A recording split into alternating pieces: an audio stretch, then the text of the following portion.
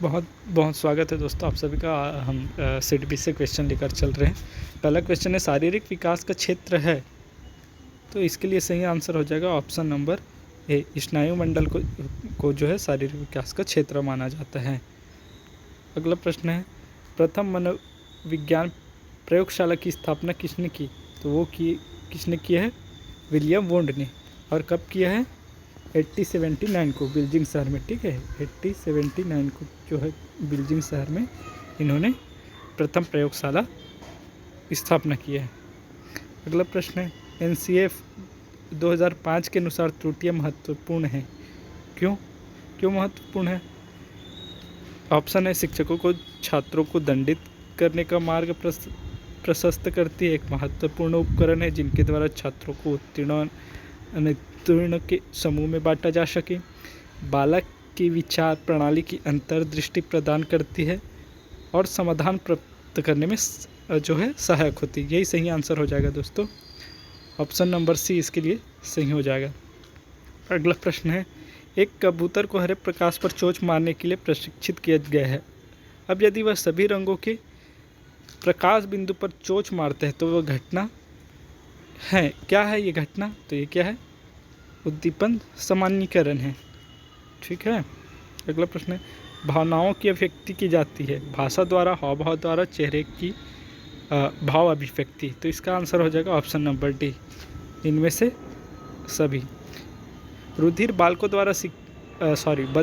द्वारा सीखी जाने वाली मानक दृश्य सांकेतिक भाषा की अनेक विशेषताएं समानता रखती है। क्या रखती है? क्या दृश्य मुखर भाषा? हाँ, यही हो जाएगा, है ना। जो सुन नहीं सकते उसके लिए क्या है?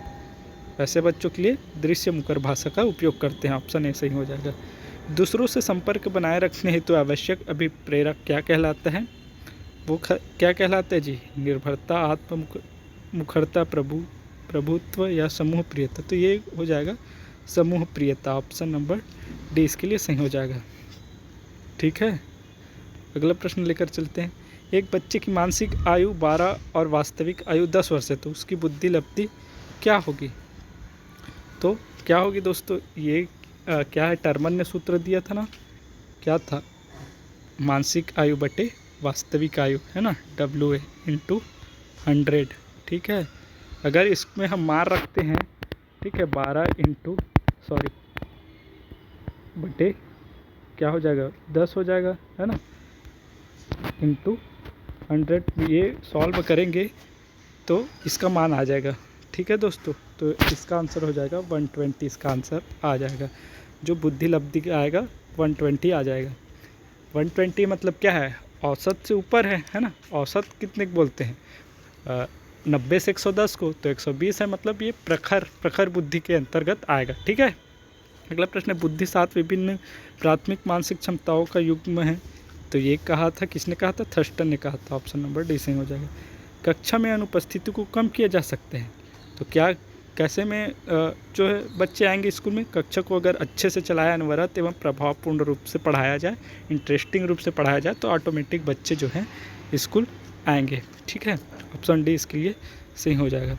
अगला प्रश्न, जिस प्रक्रिया से व्यक्ति मानव के लिए परस्पर निर्भर होकर व्यवहार करना सीखते हैं, तो वह क्या है? समाजीकरण है ना।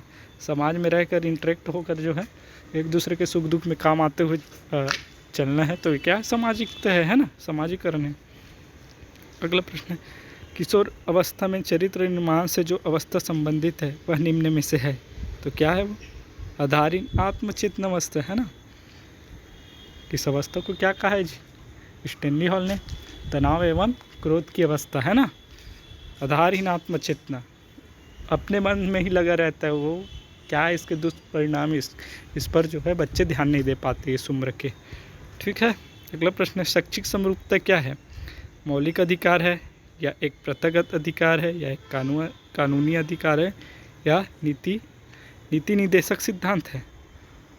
तो क्या है जी? शैक्षिक समरूपता क्या है? मौलिक अधिकार है ना।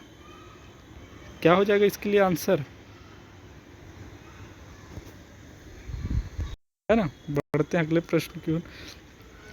RTE राइट टू एजुकेशन शिक्षक अधिकार अधिनियम 2009 के तहत राज्य में बालक अधिकार संरक्षण संस्था क्या है, तो वो क्या है, SCP से अरे है ना, स्टूडेंट का जो है प्रोटेक्शन है ना, सुरक्षा के लिए जी।